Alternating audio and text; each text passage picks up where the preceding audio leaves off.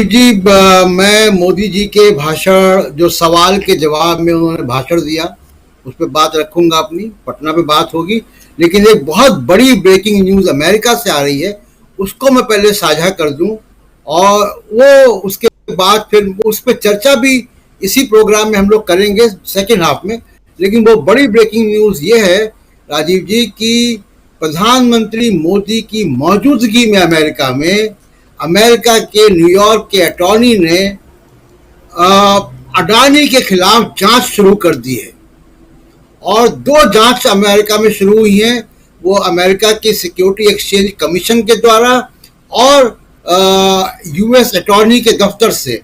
और ये दो बड़ी जांच में राजीव जी बड़े इन्वेस्टर्स को जिन्होंने कुछ समय पहले अडानी के स्टॉक्स में इन्वेस्ट किया है उनको क्वेश्चनार गए हैं और उसके चलते बॉम्बे स्टॉक एक्सचेंज में यहाँ भारत में अडानी के शेयर्स में भारी गिरावट लगातार सुबह से चल रही है। तो ये बहुत बड़ी ब्रेकिंग न्यूज़ और एक और झटका नरेंद्र मोदी को अमेरिका में उनकी मौजूदगी में। और कल आपने देखा होगा राजीव जी कि वहाँ पे कुछ उद्योगपति ये थे व्हाइट हाउस में के डिनर में, जिसमें मुकेश अंबानी थे, आनंद महिंद्रा थे। इस बार हर बार जाते थे, इस बार अडानी साहब नहीं गए, तो शायद उनको अंदेशा था कि ये हो सकता है। तो ये बहुत बड़ा एम्बैरेसमेंट आमतौर पे नहीं होता है कि जिस देश का प्रधानमंत्री हो अमेरिका का सिस्टम जानता है अडानी के और मोदी साहब के रिश्ते, और उसी हिंडनबर्ग रिपोर्ट के आधार पर ये जांच के आदेश हुए हैं। तो ये एक बड़ी ब्रेकिंग न्यूज़ राजीव जी अमेरिका से आ रही है, इस पर चर्चा और करेंगे हम लोग। अब जो आपने सवाल पूछा, देखिए आपने अखबार का नाम लिया Wall Street Journal. Wall Street Journal दक्षिणपंथी अखबार माना जाता है। वो न्यूयॉर्क टाइम्स की तरह, वॉशिंगटन पोस्ट की तरह प्रगतिशील अखबार नहीं है। और इसी वॉल स्ट्रीट जर्नल ने और इसी पत्रकार ने जिनका आपने नाम लिया, इन्होंने ही अमेरिका यात्रा से पहले मोदी साहब का स्क्रिप्टेड इंटरव्यू भी किया था, यानी पहले से लिखा हुआ इंटरव्यू छापा था जिसमें कोई ऐसे तीखे सवाल नहीं थे। बावजूद इसके वॉल स्ट्रीट जर्नल को भी पहला सवाल प्रेस की आज़ादी, माइनॉरिटीज पे हमले और उस पर मोदी साहब की क्या प्रतिक्रिया है पूछना पड़ा। ये एक बड़ा सवाल है राजीव जी कि जिस व्यक्ति को 9 साल हो गए, दूसरा टर्म अपने में है, वो अपनी 2002 की इमेज को ठीक नहीं कर पाया। हजारों करोड़ के पीआर, हजारों करोड़ रुपए मीडिया पे खर्च करने और गोदी मीडिया बनाने के बावजूद भी वो, जैसा आपने कहा कि वो सवाल पीछा करते हैं। याद कीजिए, आप तो मनमोहन सिंह के साथ गए भी हैं विदेश। मुझे याद है कि डॉक्टर मनमोहन सिंह से या किसी भी प्रधानमंत्री से, वाजपेयी जी के साथ मैंने बहुत प्रेस कॉन्फ्रेंस की है और लोगों के साथ किया है, दूसरे प्रधानमंत्रियों के साथ, भारत का प्रधानमंत्री जाता है तो पहला सवाल विदेश की धरती पे उससे ग्लोबल लेवल पे पूछा जाता है। डोमेस्टिक पॉलिटिक्स पे कभी सवाल हमारे प्रधानमंत्रियों से नहीं पूछा गया।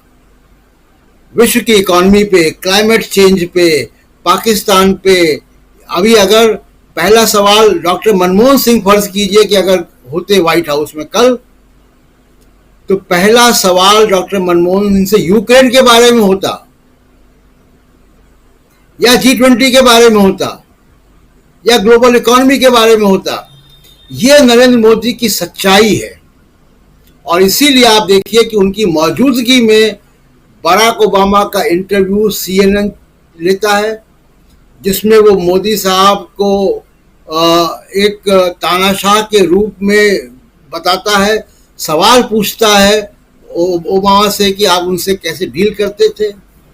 प्रदर्शन तो हो ही रहे हैं, मैं प्रदर्शनों की बात नहीं कर रहा, मैं तो आधिकारिक लेवल पे और मीडिया के लेवल पे वहाँ जो हो रहा है उसकी बात कर रहा हूँ। तो ये छवि मुझे लगता है कि नरेंद्र मोदी साहब का जो ये अमेरिका का दौरा है वो बहुत इनको पीड़ा देगा, बहुत लंबे समय तक इनको याद रखेगा।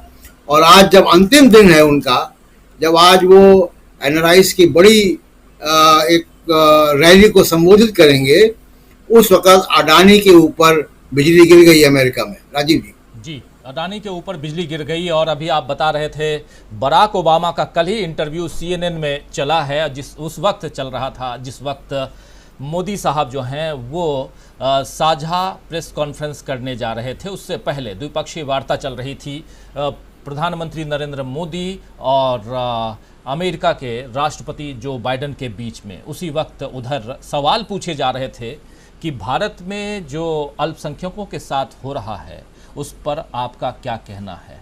उसमें जो सवाल था वो यही था कि पीएम मोदी से आप क्या कहते। सवाल भी ज़रा मैं आप लोगों के सामने रख दे रहा हूं कि बाइडेन इस वक्त अमेरिका में मोदी का स्वागत कर रहे हैं, जिन्हें ऑटोक्रेटिक या फिर अनुदार डेमोक्रेट माना जाता है। किसी राष्ट्रपति को ऐसे नेताओं के साथ किस तरह से पेश आना चाहिए, ये सवाल पूछा गया। बहुत मोदी जी के लिए ऑटोक्रेटिक या अनुदार डेमोक्रेट ये अपने आप में बहुत कहें तो डेमोक्रेटिक कंट्री के किसी प्रधानमंत्री के लिए ऐसा तमगा लगाना ये अच्छी बात नहीं कही जाएगी। लेकिन जवाब में देखिए क्या कह रहे हैं कि बराक ओबामा कि हिंदू बहुसंख्यक भारत में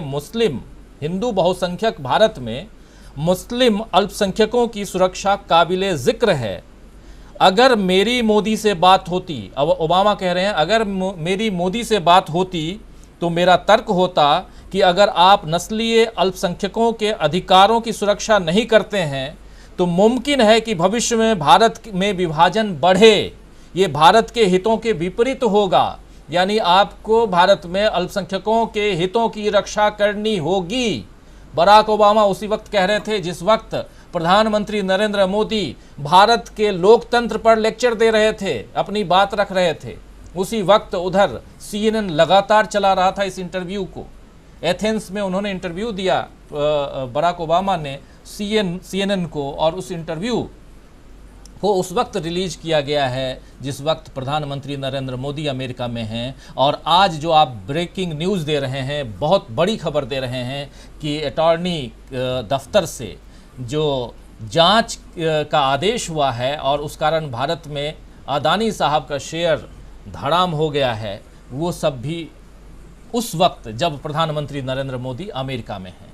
तो आप समझ सकते हैं कि अमेरिका से मोदी जी अपनी झोली में क्या भर के ला रहे हैं। आप बहुत बड़ी बड़ी बातें कर लीजिए कि हम ये कर रहे हैं, वो कर रहे हैं, बहुत तालियां बटोरने की कोशिश कीजिए, लेकिन जो सच्चाई है वो छिप नहीं सकती। और भारत का लोकतंत्र कहते हैं कि खतरे में है, और उसके लिए जो प्रदर्शनी चल रही है अमेरिका के अलग अलग शहरों के अलग अलग सड़कों पे, वो जो बिल